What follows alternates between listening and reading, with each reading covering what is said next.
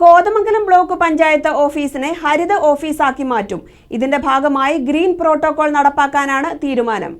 Kothamangalam block panchayat office ഹരിത office ആക്കുന്നതിന്റെ ഉദ്ഘാടനം president PAM Basheer നിർവഹിച്ചു. Office കോമ്പൗണ്ടിൽ പ്രവർത്തിക്കുന്ന ഘടക സ്ഥാപനങ്ങളെയും ഉൾപ്പെടുത്തിയാണ് പ്രവർത്തനങ്ങൾ. ഗ്രീൻ പ്രോട്ടോകോൾ പാലിക്കുന്നുണ്ടെന്ന് ഉറപ്പാക്കും. ഇതിനാവശ്യമായ ഘടക സ്ഥാപനങ്ങൾക്ക് GBIN വിതരണം ചെയ്തു. ഈ ബ്ലോക്ക് പഞ്ചായത്തിന്റെ പരിധിയിൽ 5 പഞ്ചായത്തുകൾക്ക് ഹരിതകർമ്മസേനയ്ക്ക് മാലിന്യം നീക്കം ചെയ്യുന്നതിന് വേണ്ടി 5 ഓട്ടോ കൊടുക്കുന്ന ഒരു സാഹചര്യം ഉണ്ടായി.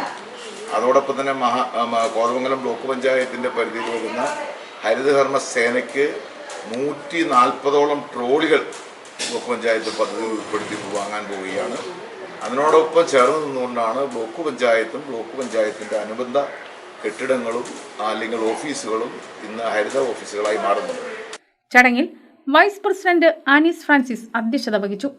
Jomy Thekkekara, Sally Ayyapp, James Korambel, Nisamol Ismail, KM Ajira, Priyamol Thomas, Aneesh Kumar, KR Rajesh, KK Ambili, NS Seenath എന്നിവർ പ്രസംഗിച്ചു. KCV news Kothamangalam.